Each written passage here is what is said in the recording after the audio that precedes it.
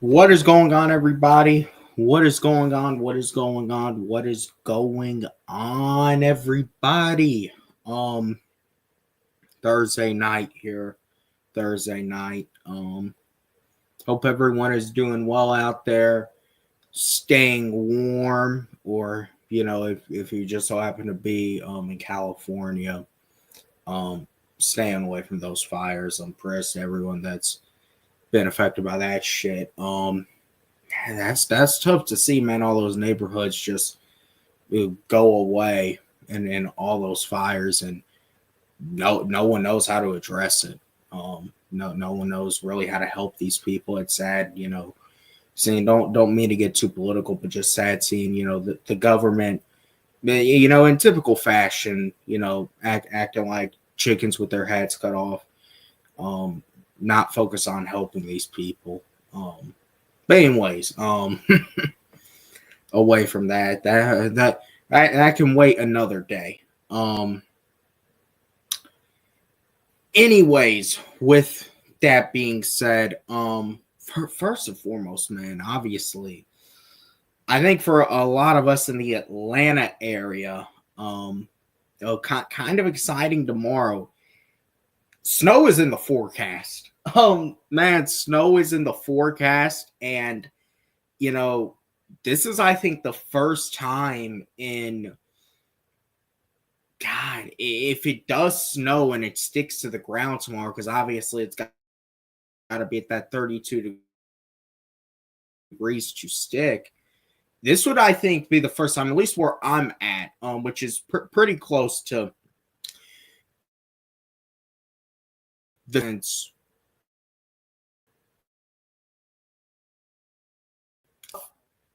around the time when it snowed last is the last time the Falcons have been in the playoffs.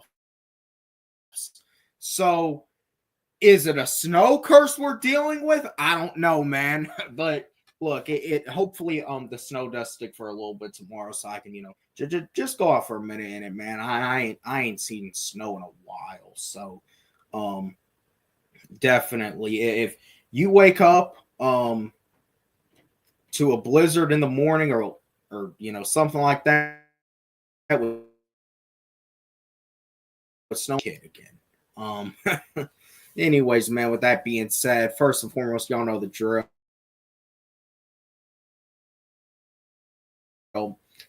Cash App is there if you're obviously not required, but you would feel so nice to donate. Just throw your boy, a few bucks on the side. It would be more than appreciated. But anyways, man, with that being said, it's been a few days since the Atlanta Falcons season has ended. Obviously, still a very bitter taste in my mouth when I'm talking about, how this Atlanta Falcons season ended. And there's a lot of things you can look at with this season that went right and wrong. But, man, what gets me is, obviously there were games you look at throughout the course of the season that the Falcons should have won. Maybe, for instance, the game against the Los Angeles Chargers where Kirk Cousins threw 4 interceptions. And really after that, I think signified the beginning of the downfall of Kirk. A game that we absolutely would have won if it wasn't for the quarterback turning the ball over. But, man, what I look at is just a few weeks ago, it's so hard to believe. Just 2 weeks ago, actually, the Falcons were sitting here, were 8-7, and were in control of their own destiny to get into the playoffs. All they had to do was win 2 games, and then they were in, particularly that game in Washington. And then on Sunday versus the Panthers for nothing. But anyways, man, obviously very tough to deal with. And it's left a lot of things in a dilemma since obviously the season has ended, and we're figuring out how is it now another year that we're out of the playoffs. How is this yet another season with no playoffs after all? Actually, for the first time in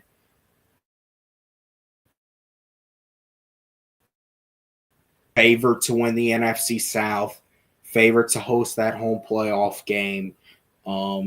We were expected to get there, and there were a lot of things that held us back. And you can look at quarterback play, you can look at coaching, you can look at defense. But this now officially marks the 7th season the Atlanta Falcons have missed the playoffs. And for 4 of those seasons now, Terry Fontenot has been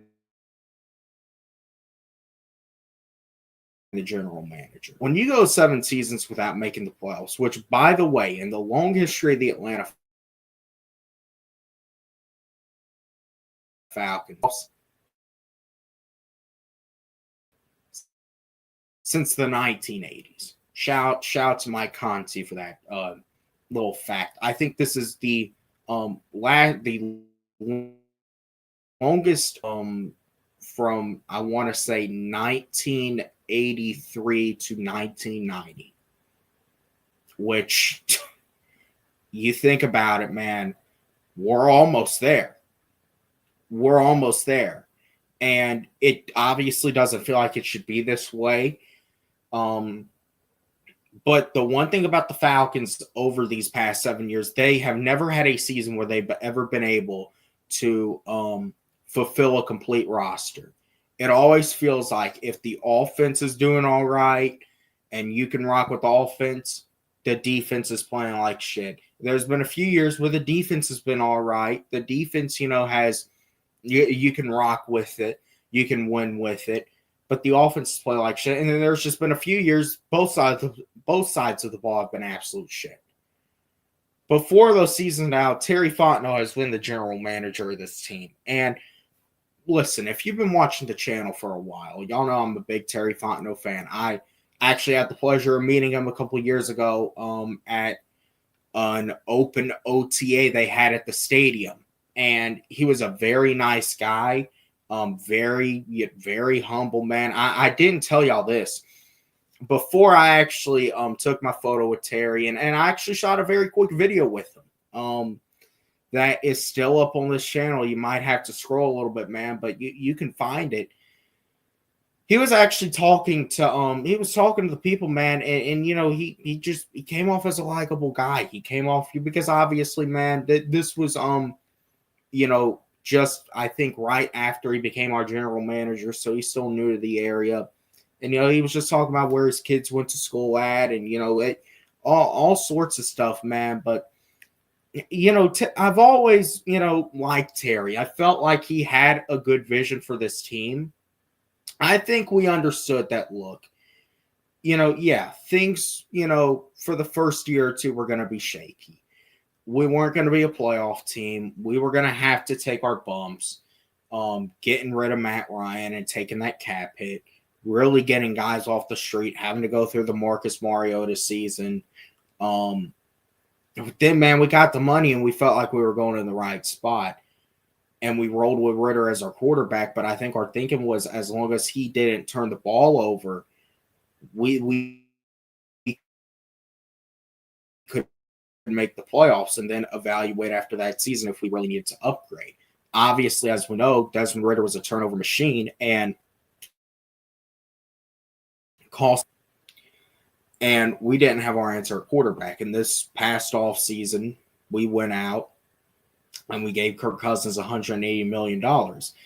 And I think when we did that, there was not a whole lot of Falcons fans that weren't thinking this team was headed back to the playoffs. I think regardless of who, and I'm going to make this clear, you can go back to my videos in the offseason and, I actually made a video on Kirk Cousins.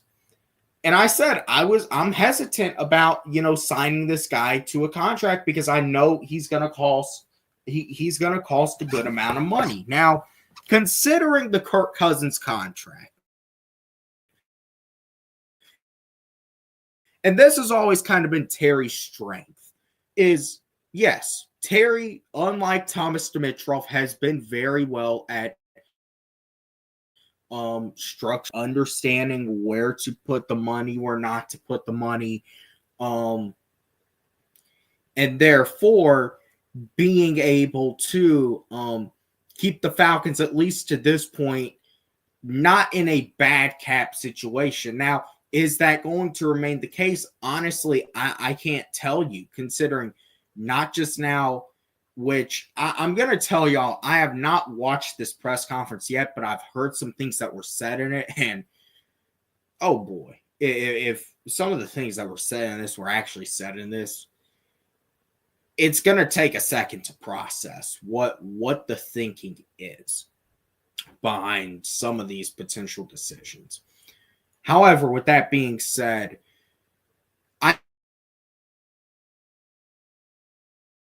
I think when playoffs, we should be in the playoffs. We should be division champions. We signed Darnell Mooney. When we ended up drafting Michael Penix. And I know I was mad. I know that basically 90% of the fan base could not understand the pick, was pissed at the pick, felt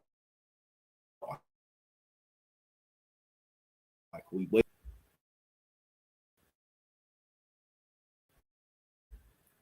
In the long run. And I'm going to be completely real with y'all. Look at these past few years, the only reason I truly believe Terry Fontenot was not fired is because he did draft Michael Penix. And I think Michael Penix has bought this guy one more year based off the 3 games we saw. And we saw that Michael Penix really does have an it factor about him. It's mainly just about actually making sure that he has a defense that can back him up. But Terry Fontenot, and I don't want to act like Terry Fontenot still hasn't done solid things for this franchise. He signed Jesse Bates, and Jesse Bates has been, for the most part, an absolute godsend for this franchise. And this, we saw this defense at times this year. If they did not have Jesse Bates, they would probably be even worse. And Jesse Bates also really helps out a guy like AJ Terrell. And really, we saw AJ have one of his best seasons as a pro. I mainly think because it was a full other year of, him and Jesse in that secondary, really taking care of standing on business. And I'm going to be honest, and I really believe that that's what even kept this Falcons defense afloat a lot of times. That's the type of player Jesse Bates is. Another guy on the Falcons defense, really one of the only guys that was productive, Caden Ellis. I honestly look at it as maybe one of the Saints, obviously, where Caden Ellis was drafted at the time where Terry Fontenot was, I believe, the director of player scouting or something like that. But him getting Caden Ellis was a very solid pickup.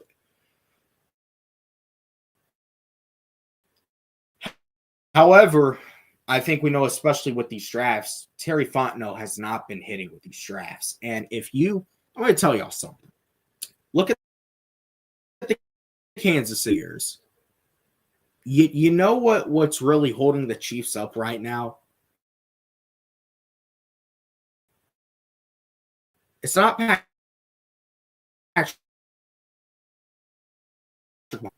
It's not even really because of Chris Jones. Because you can have one or two dominant guys on, and your defense is going to look like shit. I think there's a perfect example of that here. The thing with the Kansas City Chiefs is the Chiefs went out and they drafted a George Karlaftis. They drafted a Trent McDuffie. they hit on a second round pick in Nick Bolton. Creed Humphrey was what?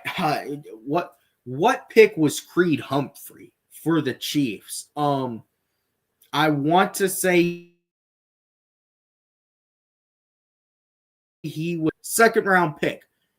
And what is Terry Fontenot's draft? An absolute bust. Arnold Ebiketie, and granted, AK, yes, we have seen AK be able to show those flashes, but he's got to put it together for a full year. Before that bye week, he only had 1 sack, and you got to be consistent and going all year if you actually want to be somebody in the NFL. Troy Anderson, who cannot stay on the field consistently, which has really hindered his development. Matthew Bergeron, which I will probably say out of all of these I'm going to name, has no doubt been his best pick so far. I am a fan of that Matthew Bergeron pick. Really, solidifying being the last piece to that O-line. And Rukaroro, who I do like. I feel like I would definitely hope that there is someone that can be in that building to develop him the right way. I like the flashes that he showed in the little time he did play. However, it's too early to tell on him, and he dealt a lot of the season with injury. So honestly, I think we got to hope that doesn't really become a concern with him either. But it's very important to hit on your drafts. Another example I'm going to give, the Detroit Lions, who, guess who the Detroit Lions general manager is? Brad Holmes. That there was one more guy that was a finalist for this Falcons GM job with Terry Fontenot. It was Brad Holmes. So those two, in my eyes, are always going to kind of be compared because of looking at how close the Falcons came to hiring. I don't know how close the Falcons came to hiring Brad Holmes. I'm going to be honest with you. I always felt like the Falcons were leaning towards Terry Fontenot. But look at what Brad Holmes has that Lions team at right now with Dan Campbell. Look where they are. They're getting ready to go probably compete for a Super Bowl. And look at where the Falcons are. We're celebrating an 8-win season because we won one more game than we've won the previous 7 years. It's put up or shut up. And listen, I've given Terry grace. I have. But eventually, just because maybe you like some of what a guy does, you got to call him out on his shit. That's what I'm doing to Terry Fontenot. Calling him out. I'm holding Terry Fontenot accountable. Just like I'm at the point where you got to hold Arthur Blank accountable for keeping a doofus like Rich McKay in his ear. So anyways, man, what we're going to do today is we are going here. Let me do this. And hopefully on me. But what I am going to do is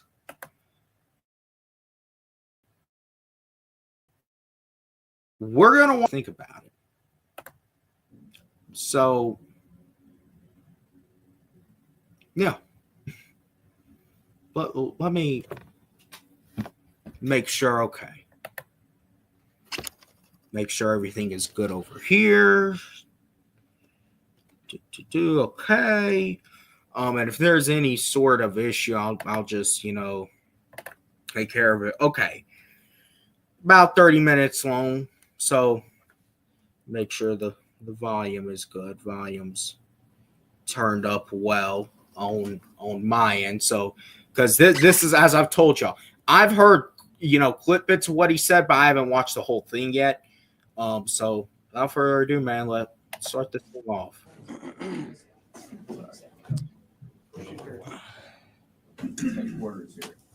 He making sure he still got a job.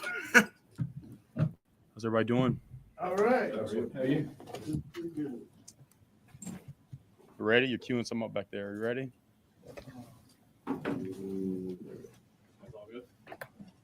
Good. All right. So first of all, appreciate everyone being here. Appreciate y'all taking the time. I'll start out by saying how disappointed we are in the result of the season. Yeah, we're disappointed. Yes, obviously we're disappointed. 7 straight years of not making the playoffs. Man, let me put this into perspective. The Falcons now have the second longest playoff drought in the National Football League. The playoffs and us, the fucking Jets. So yes, we're disappointed.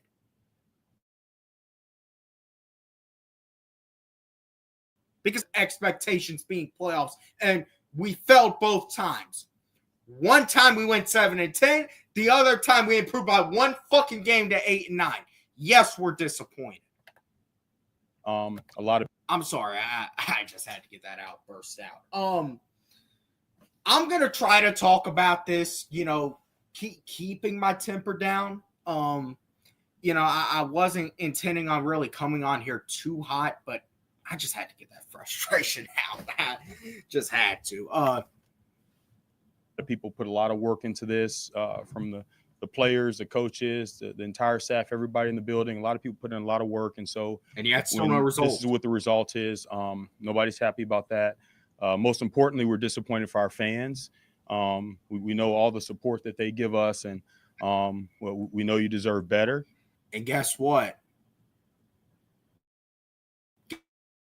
Guess what? There's a lot of motherfuckers. I'm not going to be that one. Because even if I'm so damn pissed off with this team, let me tell y'all something.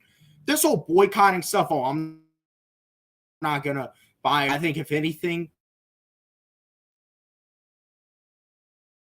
that just enables the failure. And you're going to let them know how mad I am at the team. That's how I think. I'm going to let them know how mad I am. Cussing the team out. Telling them how sorry they are. I don't think that boycott stuff works even at this point. And also, I do think, and I'm not questioning anyone's fanhood, because I do think if you've been a fan of the Atlanta Falcons, I'm going to give credit to you. It takes a lot to be a fan of this fucking team.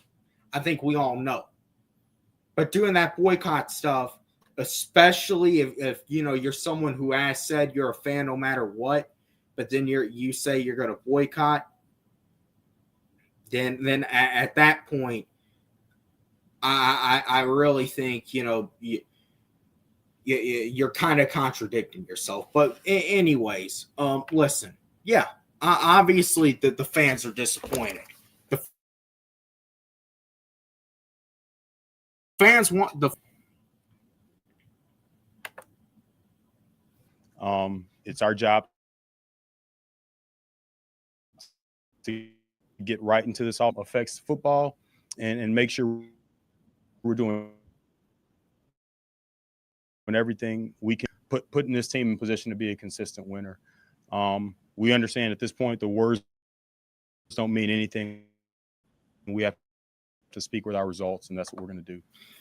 Words don't mean anything. We're going to speak with our results. So, yeah, I can agree with that. Can agree. Just at this point, the words are fucking done. It's time to. I'm tired of hearing motherfuckers. I'm tired of hearing Terry with the typical. He just said, yeah, words don't mean anything. But he just said they're gonna go through a process. We're gonna. It's the typical Terry Fontenot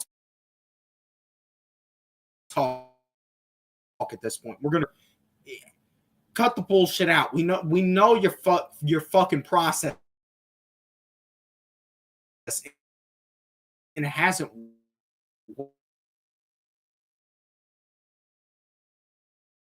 You got to look at yourself. Yeah, we can blame these players, but you got to look at yourself first. If you're gonna stay on here as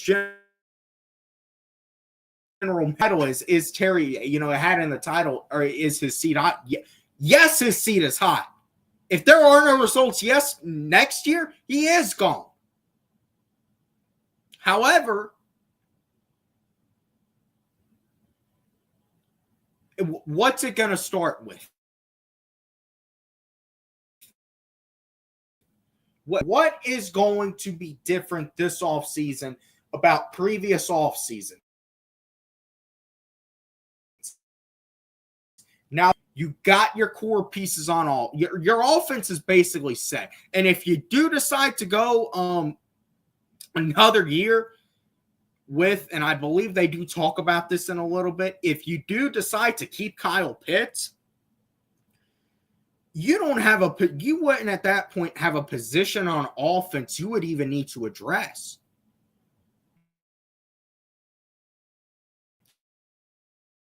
Therefore, you could put some depth to the offense, and maybe, I think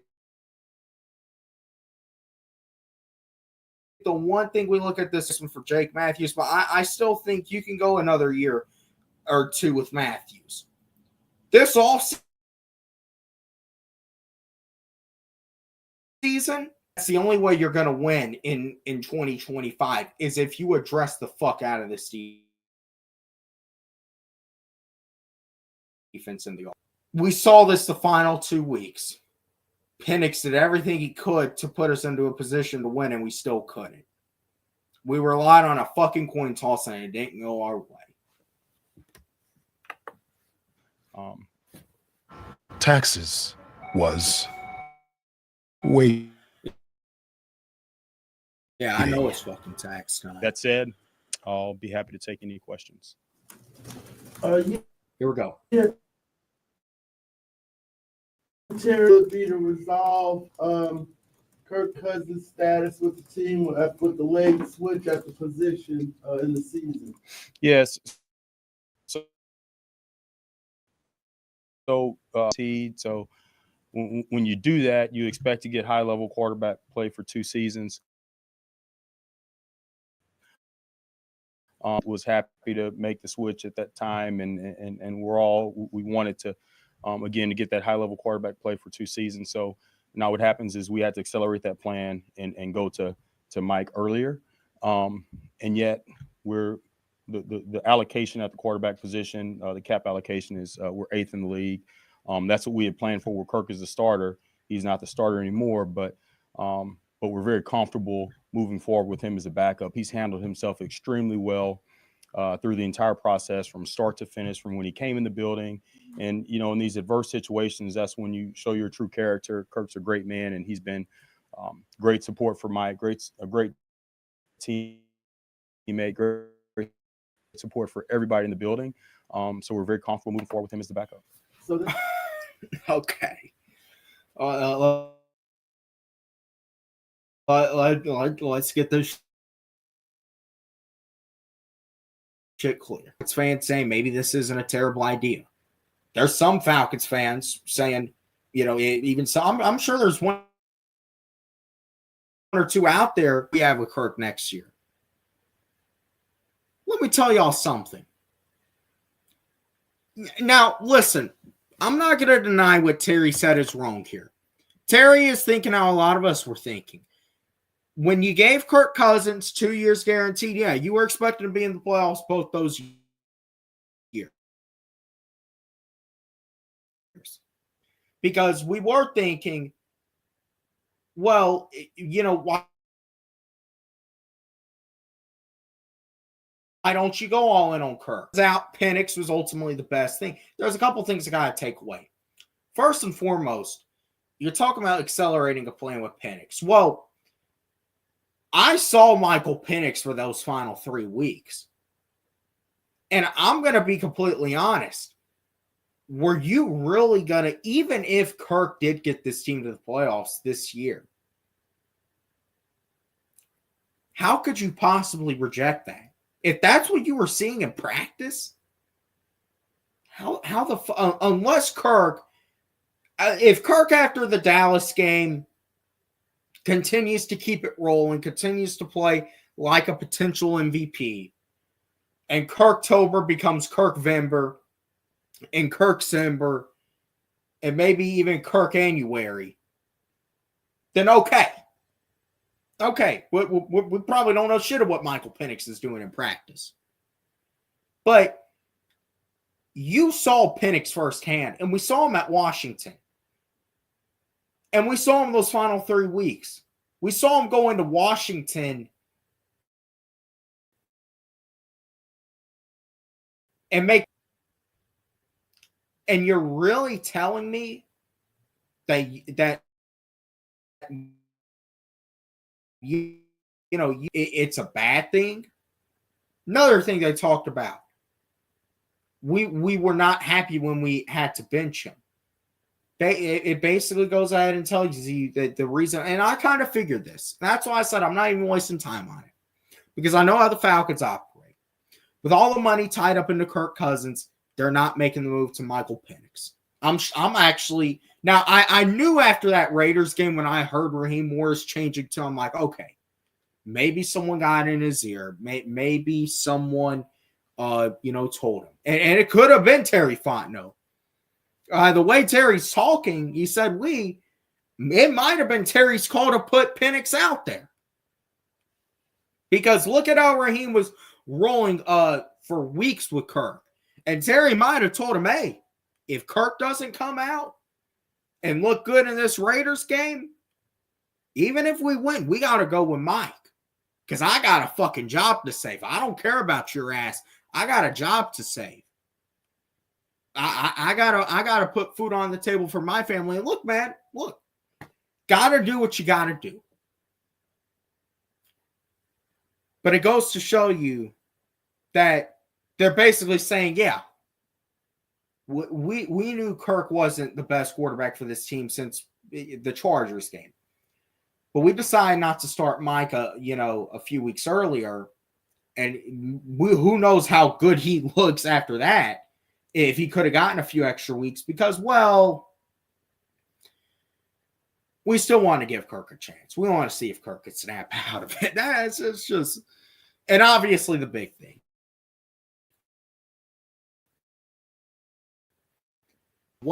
And now I've seen several things, talked about.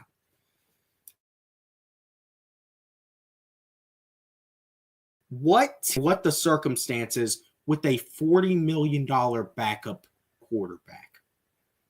What team does that? The Denver Broncos, they took their loss. They cut their loss with Russell Wilson. And they're in the playoffs. They have a bunch of cap space next year, and they got a bright future because of it. So the Falcons are not going to cut Kirk Cousins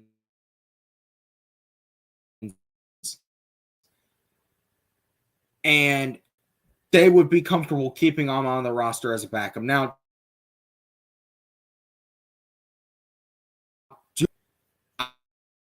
I would like to say no. And honestly, people that do like Kirk, it was hard to see Kirk go on. I've talked to people. I got a cousin who was a Falcons fan. Told me, man, it was hard to see Kirk go on the bench, man. I kind of still really like Kirk. And I told him, listen, I don't care who you like or you don't like. It doesn't matter if you can relate to Kirk. This is the best quarterback on this team now, and he's our franchise quarterback, and he's shown he can be that. It's about building around him. Now, I don't even know if it's so much the fact Michael Penix should be threatened by Kirk Cousins, because we saw 3 games to Michael Penix in those 3 games versus those 14. With that being said, you cannot keep a $40 million backup on this roster. I don't care what the circumstance might be or what you plan, because the NFL is about improvising. Now, I've seen maybe this is the way of the Falcons trying to get in for Kirk Cousins. Maybe this is the Falcons in some way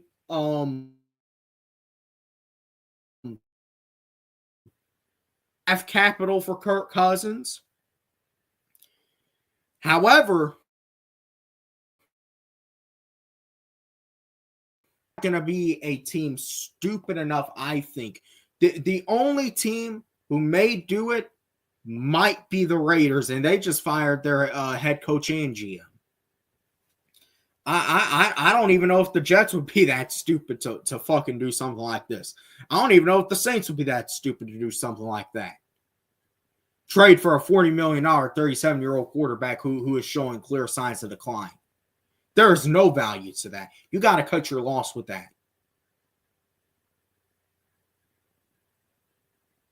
If not, man, I guess we'll have a $40 million backup taking up what could be, because even though, yeah, you would have to take a cap hit for 2025, it would free up a whole lot of money for 2026.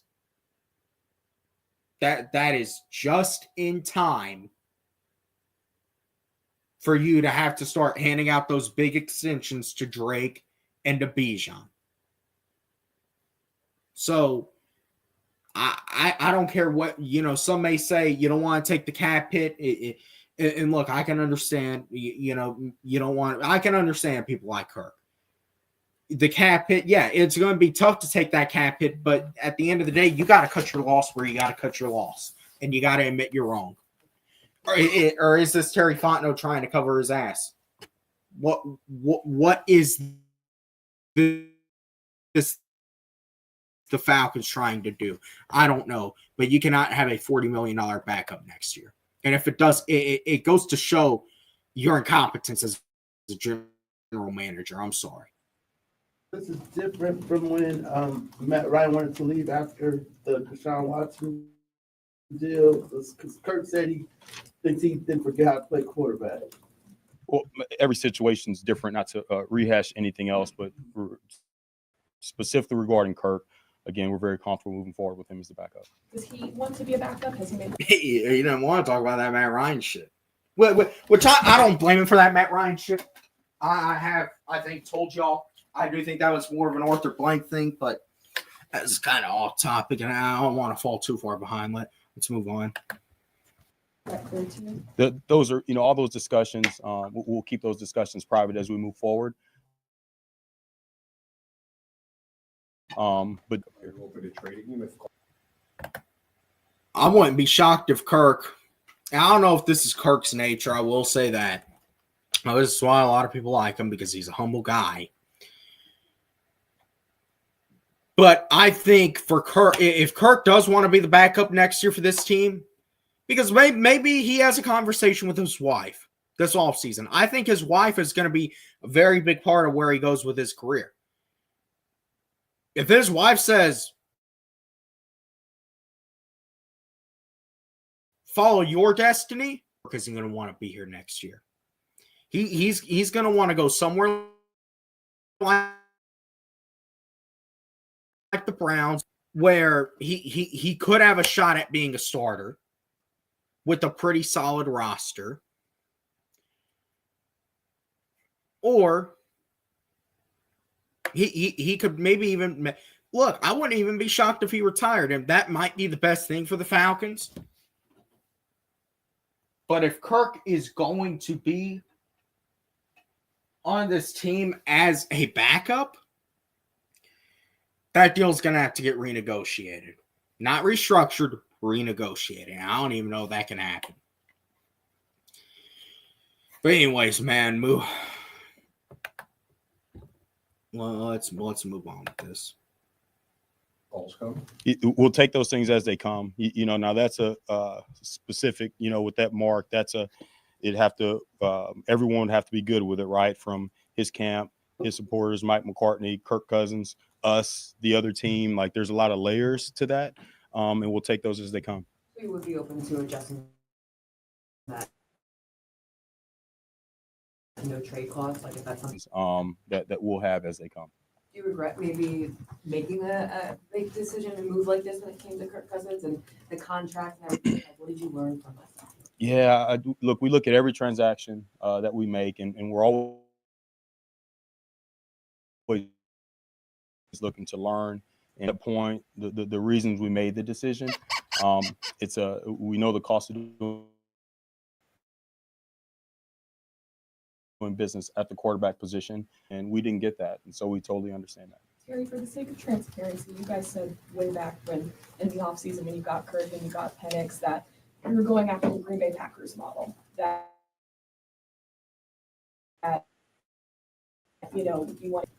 I don't want to speak for you or assume, but yeah. Going off of that, ideally, you probably didn't want to turn the Penix as early as you did this year. Is that safe to say? And along with that, when you guys had the discussions of going after Kirk and Penix, what was the ideal situation you guys wanted to happen? Was it Kirk to play a year, 2 years, and then transition? Just for the sake of the fans and the transparency of how you wanted this situation to be resolved. Yeah, that's a great question. A lot of great thoughts. We go 2 months last off season, and we had to fix the quarterback position. And so, if you look at when we're making a decision at that time, we want to bring in a high level quarterback that can help us to win right now. And you look at Kirk Cousins and what he had done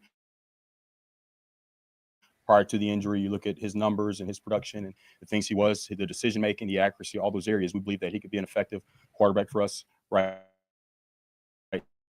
now. Again, and we saw it in some games this year. I mean, he broke a record on Thursday night, and so he did some really good things, and yet it wasn't sustained.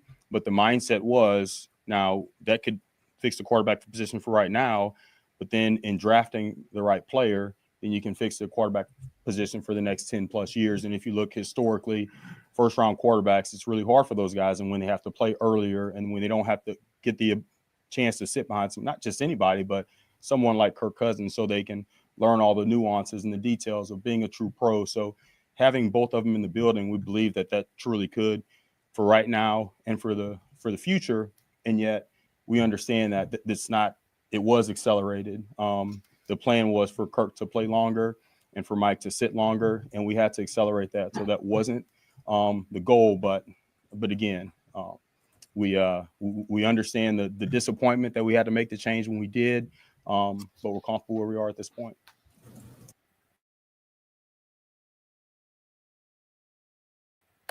Which I mean, to be expected. Obviously, man, I think, I don't know if that was Tori McElhaney or not, but she really said, for the sake of transparency.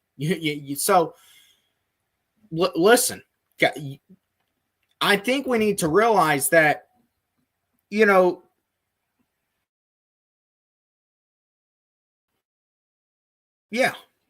did any of us expect Kirk to fall off a cliff? No.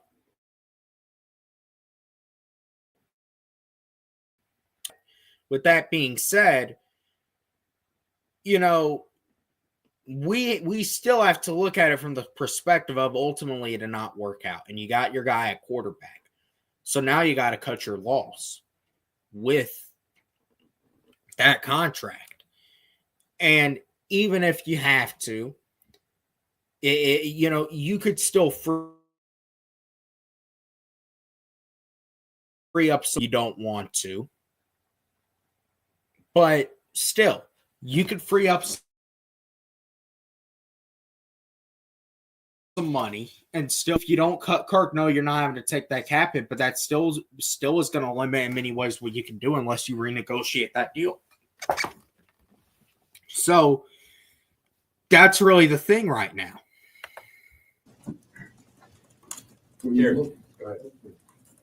Terry, you've had a few years to reshape this Atlanta Falcons roster since you were hired in 21. What do you consider the most important milestones in this team's rebuilding process? How do you evaluate the progress in making this team a consistent NFC contender? So you're asking, ask me one more time. The best thing you did. What's the best thing you've done? What do you think is the best thing you've done so far as a GM? And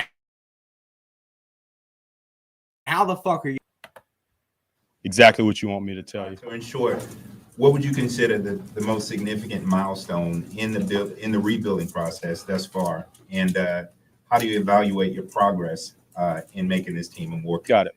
Yes, sir. Got it. Well, first of all, I'm going to be real clear that we haven't done a good enough job. I haven't done a good enough job. We haven't won enough. And so when you haven't won enough, it starts with me. That's my job to. Well, okay. You can look at that and easily and say, you took accountability. Man, let's roll with the offseason, man. So excited for the offseason. So excited to see what they do. But you can take accountability all day. You can say this shit all. I'm telling you. You can say whatever the fuck you want to say in reality. As long as you know what language to say it in, you can say whatever the fuck you want to say. Doing it is a whole nother thing. To make this team a consistent winner, and I haven't done a good enough job. It's my job to help everyone in the building be as effective as they can in their roles so we can win more games. We haven't done a good enough job of that. There clearly are things that we're proud of. You look at offensively, and the percentage of, I want to say 70% of our offensive production have come from players below the age of 25. That's the best in the league. And so there's a lot of good things to point to. We always invest up front, and we invest in the offensive line, whether we're extending players, bringing players back, or drafting players, O-line, D-line. And so you just mentioned, okay, first of all, because I want to cover all my bases here. You just mentioned D-line. Who's the best D-lineman you front seven player you've who is the best defensive player Terry Fontenot's drafted? Think about that. 2021, none. 2022. I mean, listen, if we're completely speaking, it probably is Arnold Ebiketie. I see a guy like Rook continue to develop. Brandon Doris, I don't even know why the fuck he wasn't out on the field that last game versus Carolina. But the thing is, what are you doing at this point to ensure that this team is successful? Because you just talk so much about the offense. What the fuck have you done with this defense? In the trenches. So there's a lot of, we look at the vision of this team and what we want it to be. There are positives in a number of areas. By the way, all Terry Fontenot's really done for the O-line is draft 2 out of the 5-star and linemen. 3 of them were, already. Now, to be fair, Chris Lindstrom, head coach, but they were not drafted by 4 of you. And Jake Matthews has been here for well over a decade. He's the only Mike Smith holdover left on this team. But ultimately, we haven't won enough, and that's what we have to do. So we have to look at every aspect of everything we're doing. Everybody has to take a humble approach because the most important stat is wins and losses, so we can point to anything positive that we want to. But at the end of the day, we have to win more games. Maybe you haven't done a good enough job. Enough. Are you concerned about your job security? No, I'm not more. Shit, Zeno coming in with the shit. Are you concerned about your job security? Boy, I better be. I'd be concerned anytime if I feel like I'm not doing a good enough job. If I'm a general man, I saw this this stat about Terry Fontenot. And I want to make sure I saw a comment in there about dropping the link. I may, but I want to get through this press conference first, and we still got a way. So maybe if I drop the link.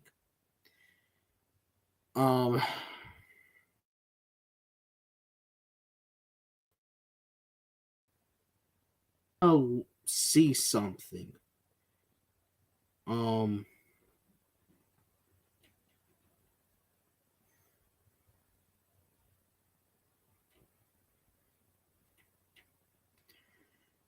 About Terry Fontenot. And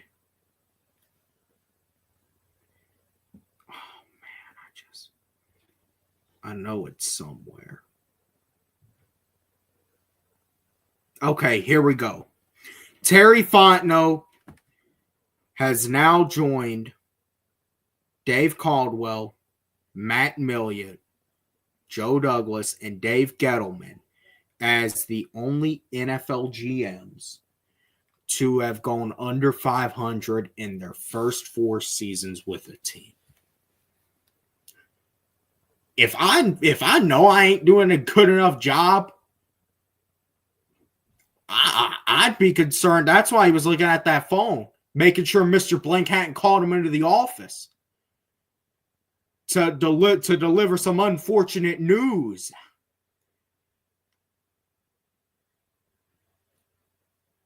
I would sure as hell be concerned about my job security.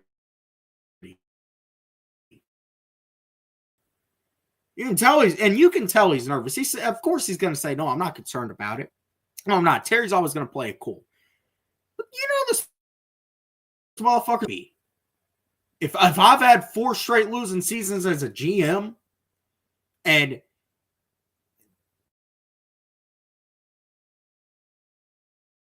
there's only been an improvement of 1 game, yeah, I'm better. I just don't think, and that's not coming from an arrogant place. I just don't think about that. You know, I don't think I believe my job is to come in every day and be as effective as I can. I don't think about my mortality or my job security and things like that and worry about. I worry more about doing the very best I can. I know it's an honor and a privilege to be in this role, and I just want to come in and do the very best I can to affect winning, and that's what I think about. Again, I mean, 4 years as a GM without a playoff period, typically. That's the only reason why I asked the question. Yep, I totally understand. I understand the question. Yep. So hard getting out of the cap situation when it came to Matt Ryan. Now you're kind of there again with Kirk Cousins in a different way. I know you say you're comfortable, but I guess how comfortable can you be? Well, it's what we planned for. You know, completely different situations, but I know Kirk's the backup now, but we plan to have that cap allocation at that position with him as the starter. And so now it's been flipped, and now he's the backup. And obviously, Mike is the starter. And yet that makes it right to have a $40 million back. Hey, get the fuck out of here with that bullshit.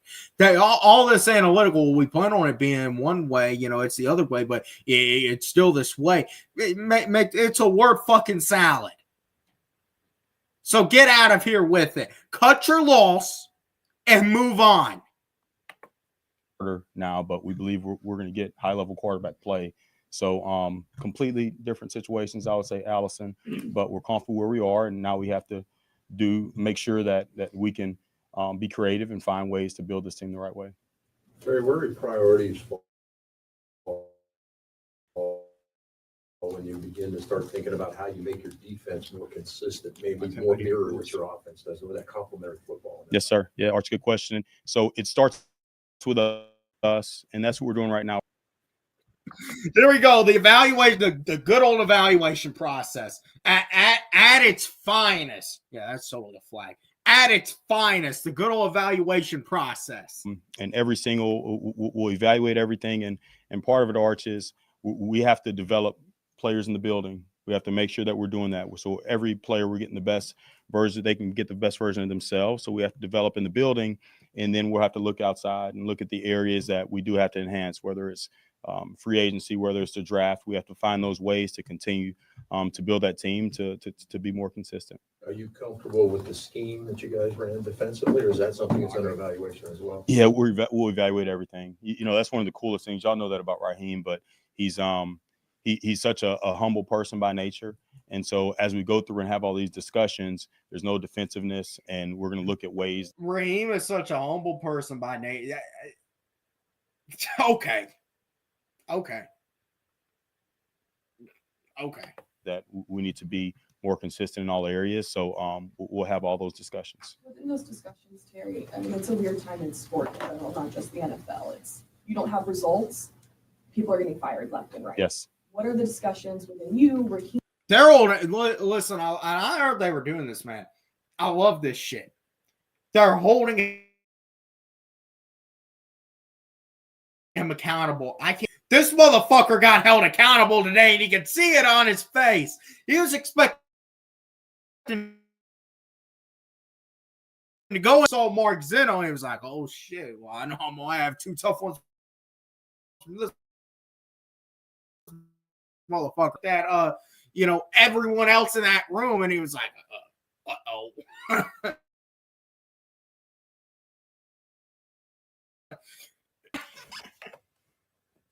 Team, Arthur, whoever may be involved in those, about the statute of limitations, the leeway you get to find success in what time frame? Yeah, again, that's a normal part of where you win enough games or don't win enough games. At this point, at the end of the season, you always have those discussions and you go through everything and determine, whether it's players, staff members, for everyone. We have all those discussions. That's just a normal part of the process.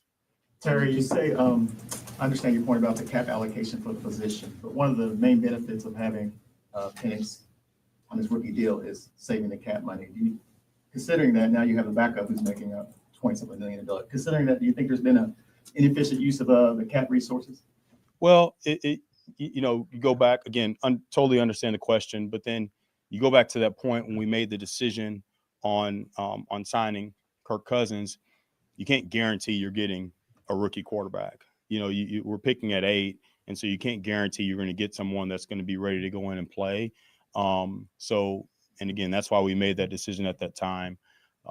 So all that said, this is where we are at this point. So what we have to do is look at areas that we can improve this team and work around whatever limitations we have.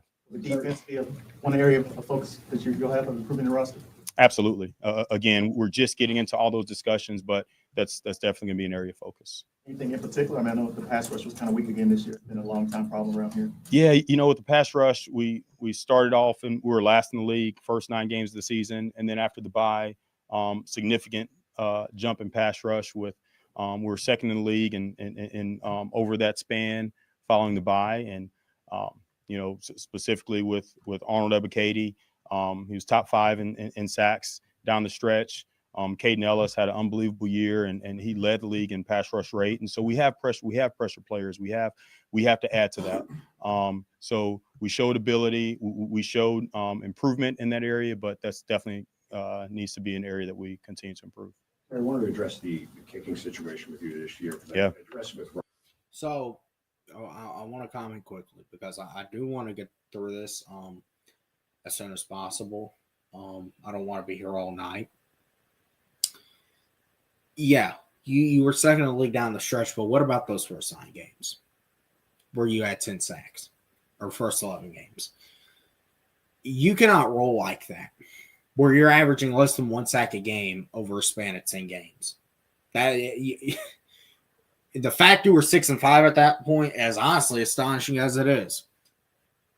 So, listen, whatever, we've been saying this for over a decade, to go address the pass rush. Are they going to do it? Man, I don't know, but if they don't address this defense, this motherfucker might be done.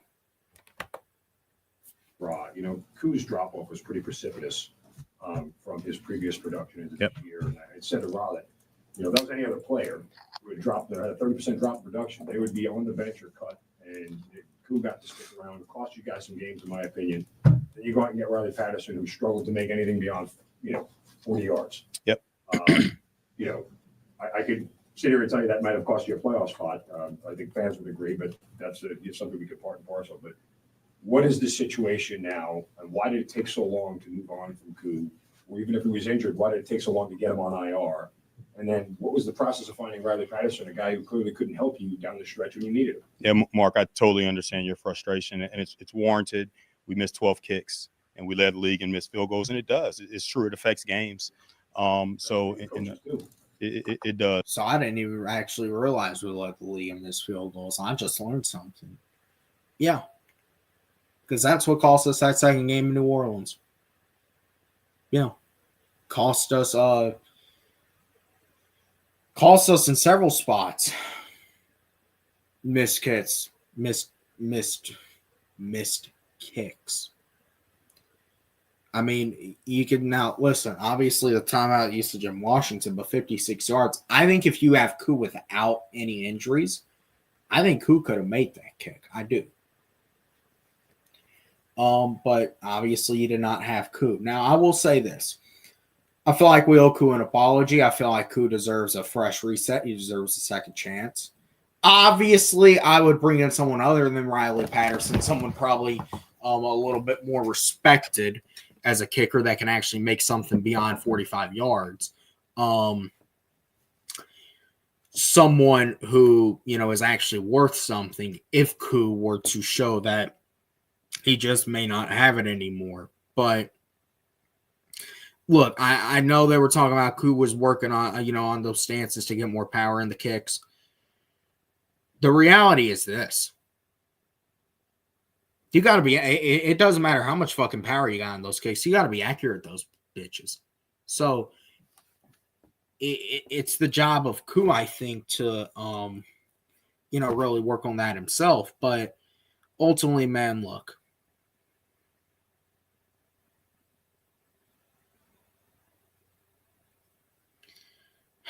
I do feel like Koo deserves another chance. I'll say that. I feel like Koo should get another chance. See what he does. See how he rehabs throughout the off season. And if he's good, and he shows he's the old Koo, bring him back with open arms, man. Bring him back with open arms. All water under the bridge. But no, man, it was frustrating this year. In a game of inches, it really affects us. Once Koo was injured, we obviously put him on IR.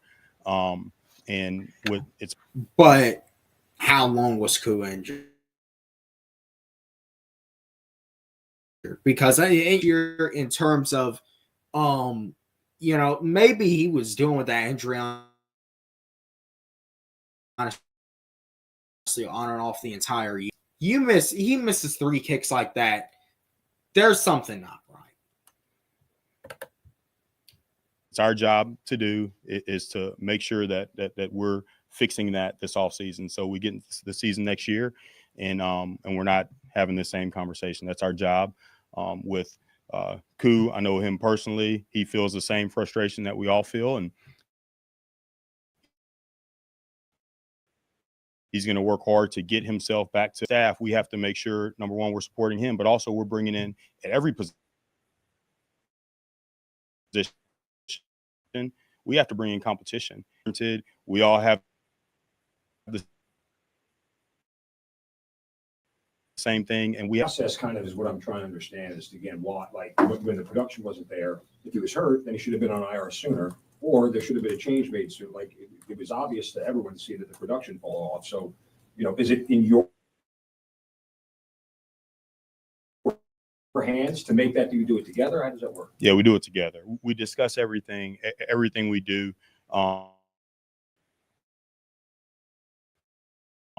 Throughout that we discuss those things.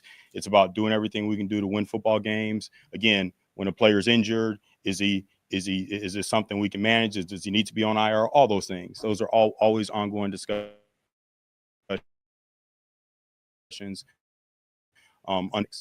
Speaking of joint conversations, how much were you a part of the decision to move on from Kirk Cousins? Those are discussions we have throughout the week as we get into. It was his call.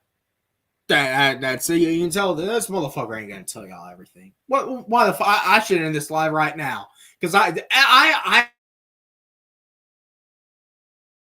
don't buy everything. Cousins' decision. Maybe Raheem Morris had a rebel. How do you go from at the end of the first half? You're going he and caca about he finally got that narrative off the back about him not throwing a touchdown to at the end of the game.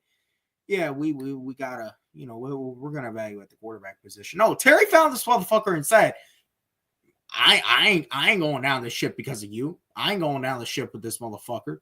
You making that move to Penix, or I'm gonna make sure I'm the one standing up on top of the hill at the end of the day, motherfucker. Mondays and we close out that game, and then it's discussions. And at the time that we did it, we believed at this time for us to be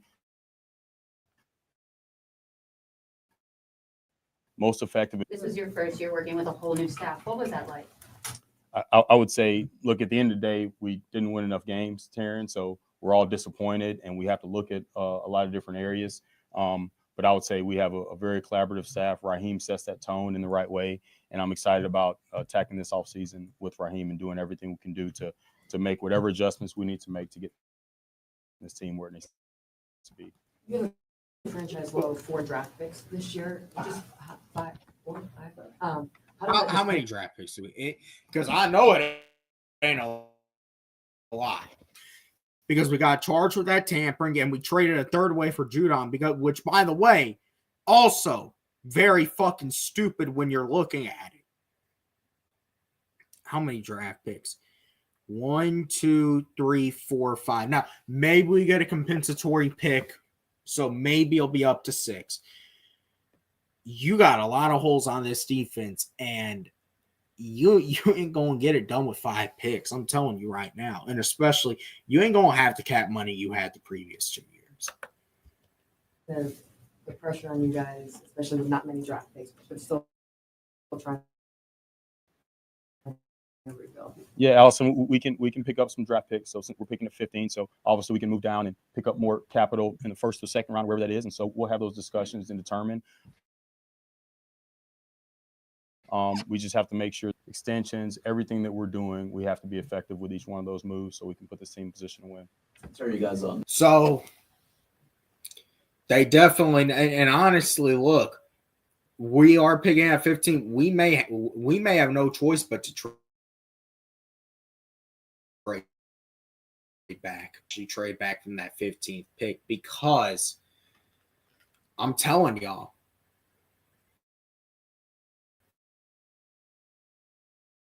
we're not gonna picks ain't gonna get it done unless there is some prospect at 15 that you absolutely cannot resist. Unless someone like, Abdul Carter or Mason Graham or Will Johnson were to somehow fall to 15, you're gonna have no choice but to trade back, most likely, in this draft to mid to late 20s. You're going to have no choice but to do that. Because I'm telling y'all, you traded your 3rd to New England, you got, docked your 5th.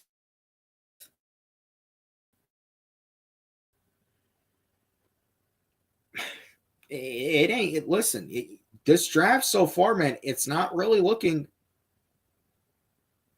It's not, looking good. We're going to have to make some time to trade, man, and maybe 3rd or 4th for him. I'm sure they would hope that someone will give some sucker will give them a 4th round. Ultimately, yeah, we may have no choice but to look at that 15th pick and trade back to just get the capital back from, all from the bullshit tampering and the stupid deal we made with New England.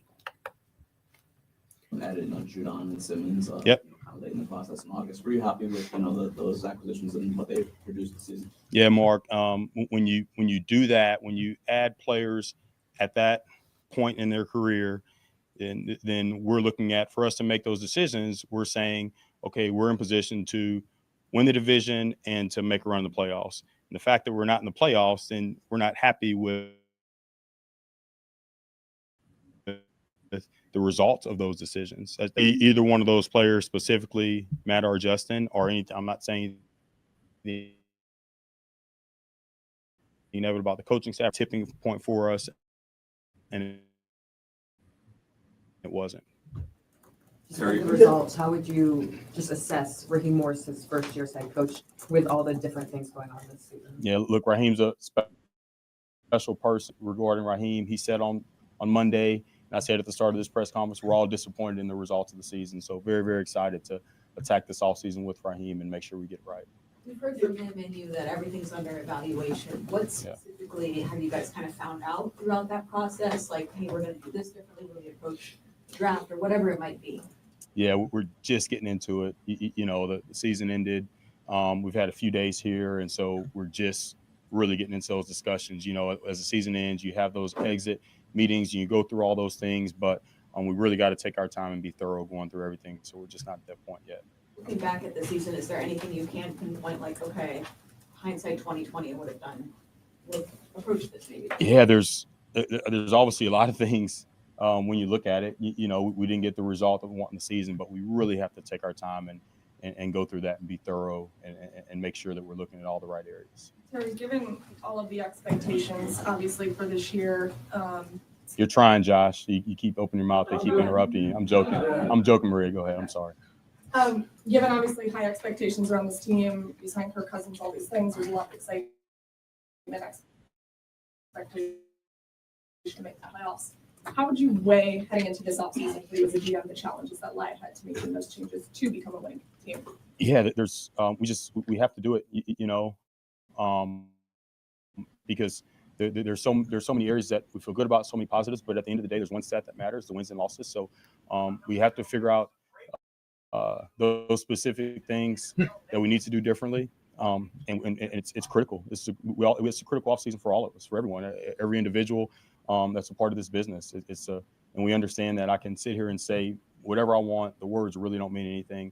We have to speak with our results. And I know you're in the infancy of these conversations, especially when it comes to the coaching staff, but how much do you anticipate there being any sort of change within the coaching? We just have to, again, we're in those conversations. That's a normal part of the process where you win a lot or lose a lot. That's just a normal part of it, and we're right in the midst of those conversations. Terry, to go back enough out of your draft No. picks. Terry, to go back to You've gotten enough out of your draft picks that you've been here. We haven't won enough, right, Mark? So if you haven't won enough games, then I would say we have to look at everything that we're doing, whether it's to draft or enough.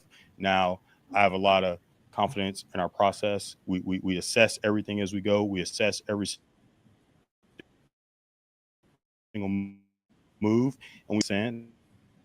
And that's a normal, the after action, that's a normal part of it. So I have a lot of confidence in Kyle Smith. A lot of trust in Kyle Pitts. Oh, shit.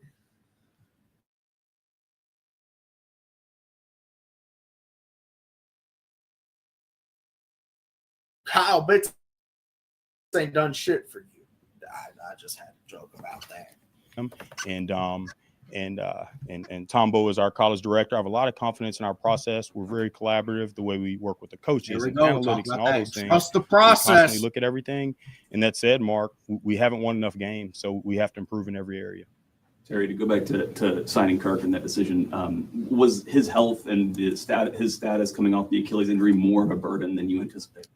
No, he was healthy, and I think you guys asked Kirk that question too whenever about the being benched, and we know that him being taken out, but he wasn't injured, he was healthy, so it was just the play just wasn't there. When you evaluate his performance after the 6-3 start, and he was playing pretty well to that point, and then the drop off, how do you make sense of that?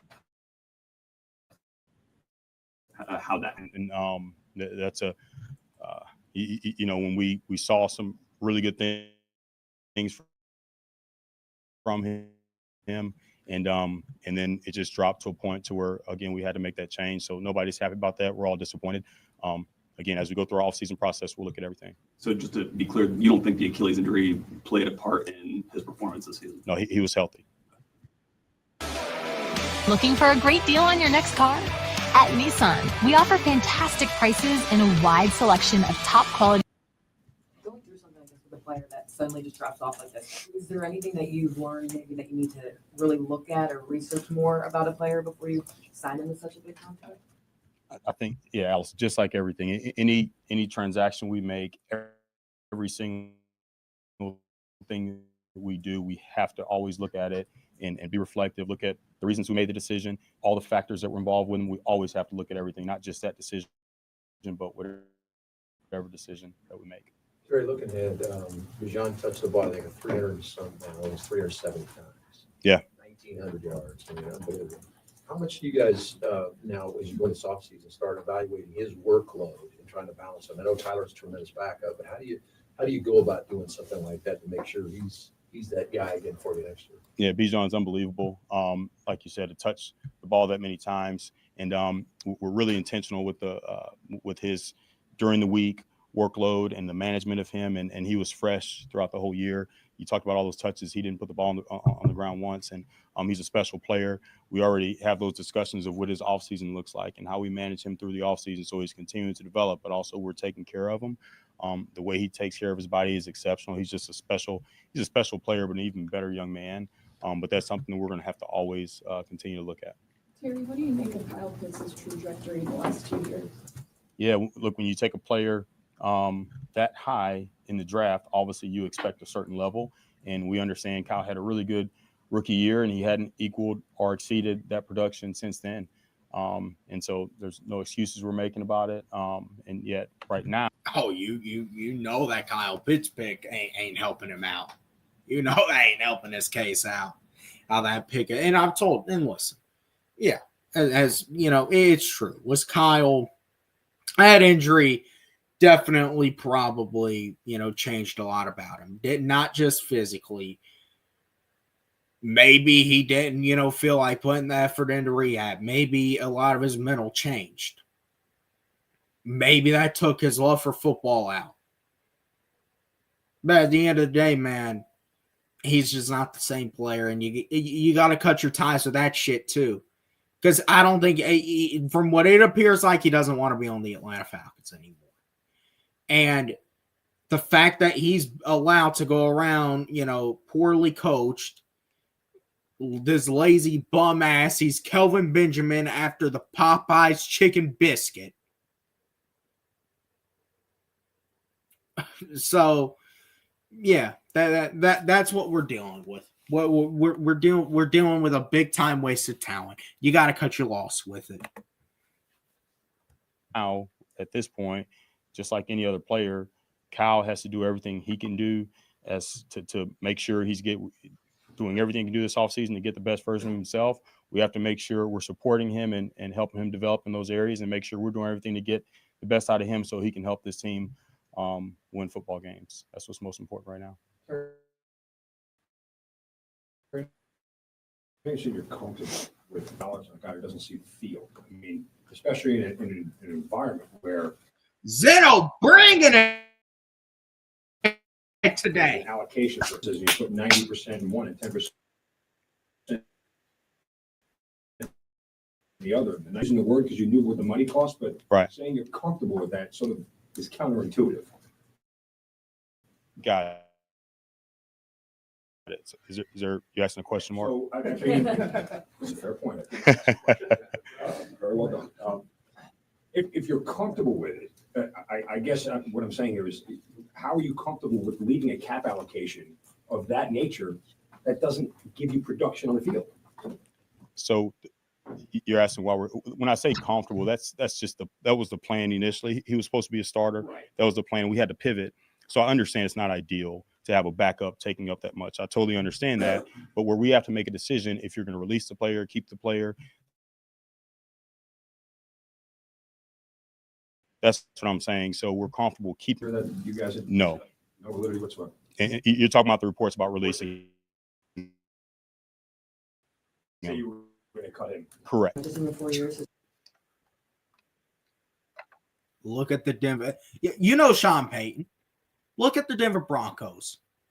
They cut their loss. They did the uncomfortable thing, ripped the Band-Aid off. But you know what? Now they're going to the playoffs. They got a bright future ahead of them. Just how hard it's been to put together winning seasons as a GM. Like, did you think coming into it it'd be a little bit easier? It's hard to, Allison, look, it's hard to win this league. We know that. It's challenging, and yet we have to figure it out. And it's that simple. We have to figure out how to put this team in position to win games. Words don't mean anything. We have to speak with our results, and it's about putting in the work right now to get to that point. Terry, 4 teams from the NFC that are making first time or coming back in Green Bay, Tampa Bay, Detroit return. They were built and how they proceeded through the season. Yeah, Leg, good question. And look,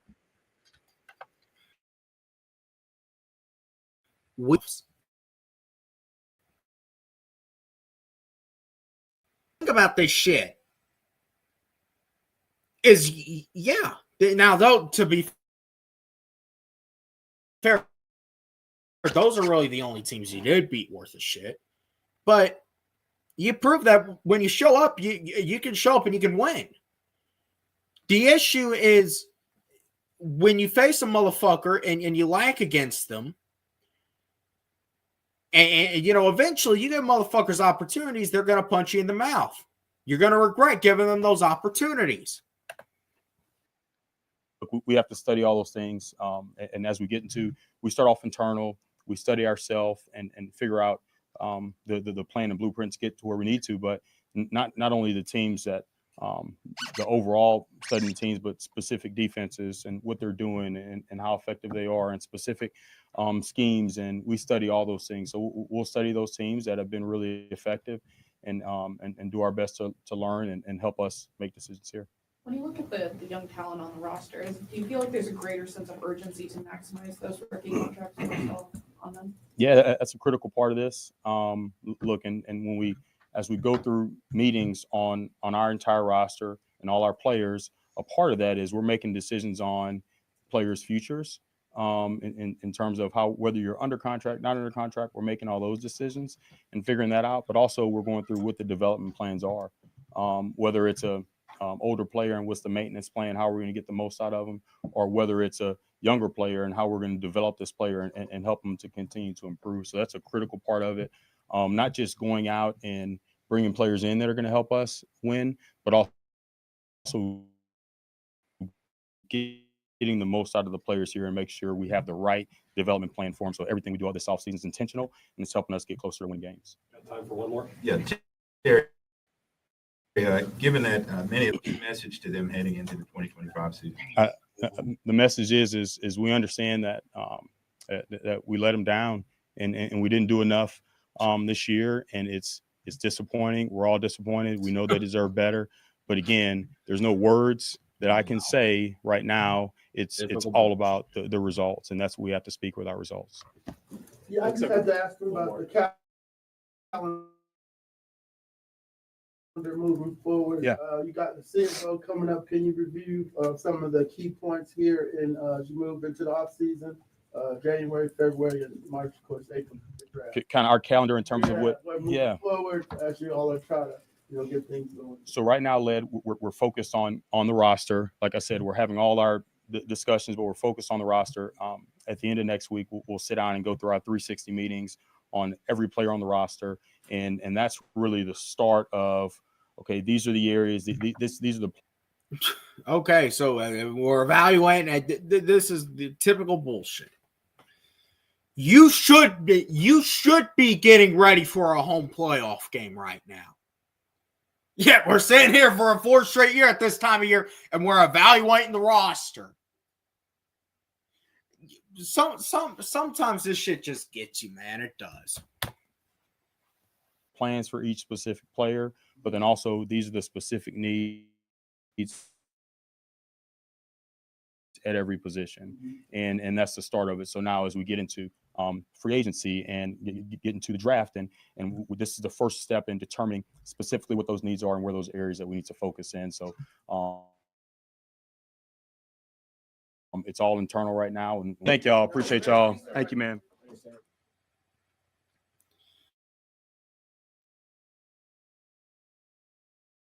To get cooked. That motherfucker. Damn.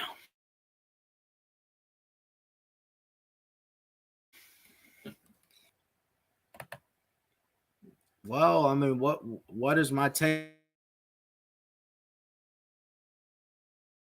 from it? And he still was able to in many ways. You could tell at some point he was backed into a corner, and he was talking in circles at that point. He didn't have answers for the questions. This is what it's just not their nature to be like New York or Philly or anywhere in the Northeast. Yeah.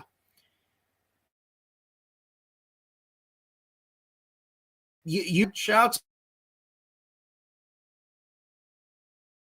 the lady, think I heard Tori McElhaney in there. Shout out to him. You know, bringing the heat feet, because let's be completely real. At some point, it cannot just fall on everyone else but you. You're in charge of these drafts, and I'm telling y'all right now, the only thing that has saved his job is Michael Penix, Drake London, and Bijan Robinson. Those are the only things saving his job. And he's going to have to go out this offseason and improve this defense like a motherfucker. I'm going to tell y'all, Tampa's in the playoffs. The Panthers might be wanting to go get Garrett Wilson for little Bryce. If they do that and they improve, now Carolina's got to improve their defense too. But if they do, and they're going to have the money to play around with, they're not going to have a $40 million backup. That Carolina might no longer be the butt of the joke. And when they have been the butt of the joke, we ain't swept Carolina since 2019. We've gone in the last 5 years, all that dysfunction with David Tepper and everything about that team. We've gone 5-5 against them. I want you to think about that. 5-5 against Carolina. I don't know what to tell y'all, man. I really don't. Listen, it's going to be a long off season. It is. It's gonna be, you know, we got to go out and improve this roster draft. I swear to you.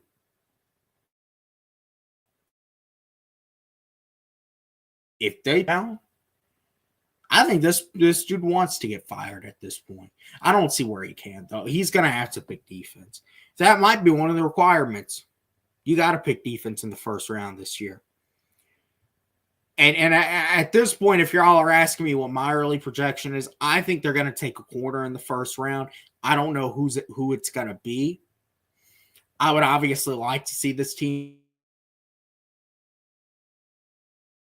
because Falcons typically like to do something with that second round pick, whether it's trade back or move up a little. Obviously, we're going to have to trade back at trading back and, you know, at least picking up, you know, a later round pick. But look, 15th pick.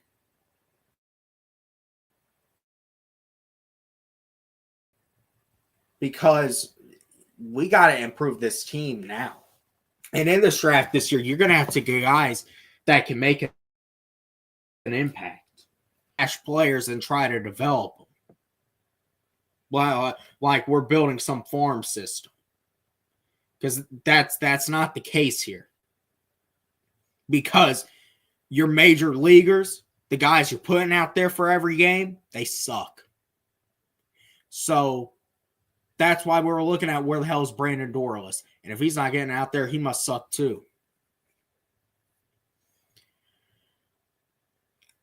Before Michael Penix and Bertrand got a little bit of playing time due to Anderson being out towards the end. But really, to start the year, the Falcons had zero contribution from any of their rookies. And when you look at that's probably a big reason why they missed the playoffs, because they did not draft any rookies that can play. I don't care, guys that are ready to go. One thing, you know, but still, who's to say he comes back? Say he could be that solid, 6-7 sack guy on this defense. Another thing too is beyond me, because let me tell y'all something. When Jimmy Lake lost me when he called Caden Ellis for what he was doing post bye, one of the great stuff from an off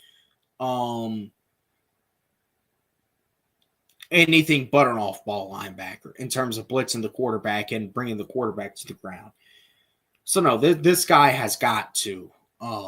They got to get someone in there that they can trust, and Raheem doesn't have to babysit. I had to come on here and talk about that press conference. Look, it's frustrating, and obviously I'm all right with this team no matter what. I miss them. As I say, we should be playing because of our own incompetence. It's as simple as that. And yeah, we got the quarterback. We got the young core on offense. But what are we going? But you do not win in the NFL if you do not have a defense that can at least make plays from time to time. Look at what Washington does not have the best defense.